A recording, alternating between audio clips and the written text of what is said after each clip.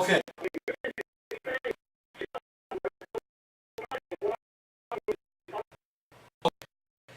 Did he leave after he did that, or did he say anything more to you? No.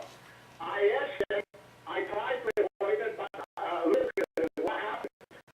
He bothers me. I have disabled, and I got a break, and I asked him, can I have your name?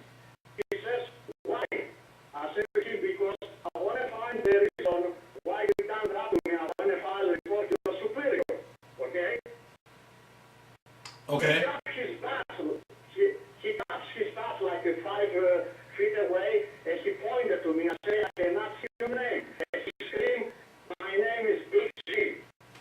I say, okay. And then my supervisor came up, and I explained to him what happened, and she told him, can you please call your supervisor to come in now?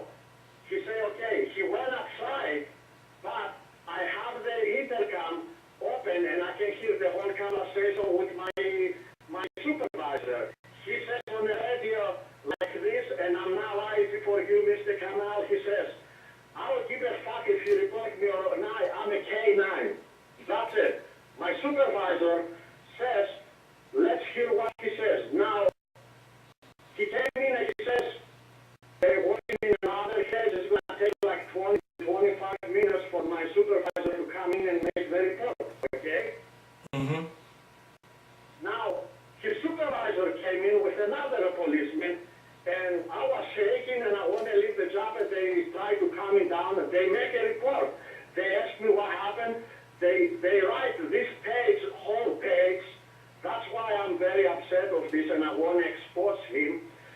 He write all they complained, and they left, and they say, tonight we're going to talk to them in the office and see what happened, okay? Mm-hmm. Next day, we drove to the internal affairs office, they call it, or how they call it, internal revenue. Yeah, internal affairs. You got it right. I went over there, and I asked the secretary, can I talk to someone about something? They say yes. Now, one guy came down in Italian. I explained to him what's going on, and he told me, yes, sir, you can file a formal complaint. I say, I would like to do that. Now, behind him, another guy, and I remember very well, tall, redhead guy with a messed up face like those craters, not freckles. He says, what is going on? I say, I explain it. He says to me like this, now, I don't lie to you, I have it on report.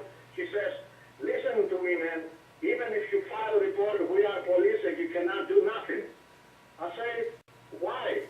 I say, why he don't identify himself? He say, he identified himself. He say, Big G. I say, is that what identification?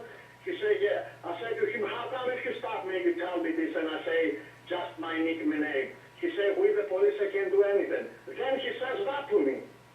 He said, we're the hold on. He says, we're the police and we can do anything? Yes, sir. That's the way he told it. Okay. And so he was telling you not to make a complaint? Yes, and then he told me this too. He said to me, he might self-threaten. I said, from what? Now the thing is, Mr. Kamal, I'm from Greece and I look like Miri Listen.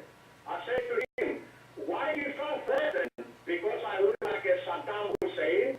Because I have that look? I mean, if I was some guy, 6 foot, blonde, blue eyes, you won't feel threatened? Then he says, you might unidentified yourself. I say, I'm the one. I mean, I have my job. I have my badge, Georgios Karipidis, and he says my job, and I have a uniform on it, and he don't know who was, and I call it in my job, and then they told me, he say, I'm telling you not to file a report because you're not going to achieve anything, and at that point, I see that other detective, the redhead detective, he got a little bit tough with me, and I said, you know what, let me leave now because I don't like it in there. From what I see and I hear stories, I left.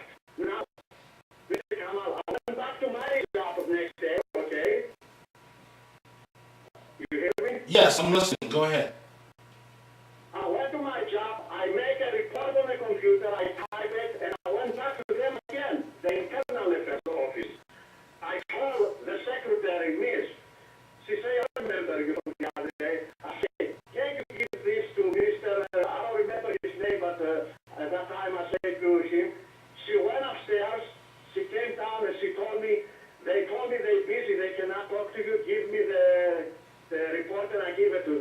I left the report and I left. Since then, Mr. Kamal, I never heard anything. I called once, they never called me back. And I sent around 10 emails to Mr. John Kozine, the government, you know, the governor's office. Yes, yes. Which I have copies of what he sent me of the letter. He sent me a letter from his office. He told me, Mr. Captain, your case is being handled from Mays Landing prosecutor office. You can call them because we sent them a copy. I called the prosecutor's office. I explained what happened. They told me they called me back. They called me back. They just told me they want to correct my last name. I gave them. Then they told me they're going to call me back. Well, I called 3 times in prosecutor's office. They never called me back.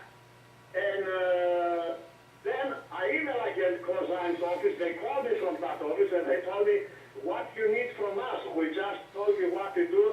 And that was it. And I wasn't afraid anymore. And that's it. Now, that police cop, the police person, for me, they never gave me explanations why he did that. I think he's a racist, or he did it because my ethnicity, I look like that. Okay, George, let me tell you what I think, and I'm going to tell you what we can do, okay? Yes. All right, first thing, you have a very serious complaint. It's not appropriate for a police officer to use his weapon in that way, in a threatening manner, particularly against a witness who is cooperating in a criminal investigation. It was unprofessional. So at a minimum, you have unprofessional conduct. Depending on how he pulled the weapon out, you may also have brandishing a firearm and other serious charges related to what the officer did. The third thing I would point out is that this officer's refusal to provide you with his name, no, it is not appropriate for a police officer to give you his nickname that his friends call him when you ask him for his professional identification. He's a steward of the public and he is a servant of the public. And he cannot refuse to give you his name. Mr. Kamal, when I ask him for his name, I ask him like this, can I have your name and your box number, please?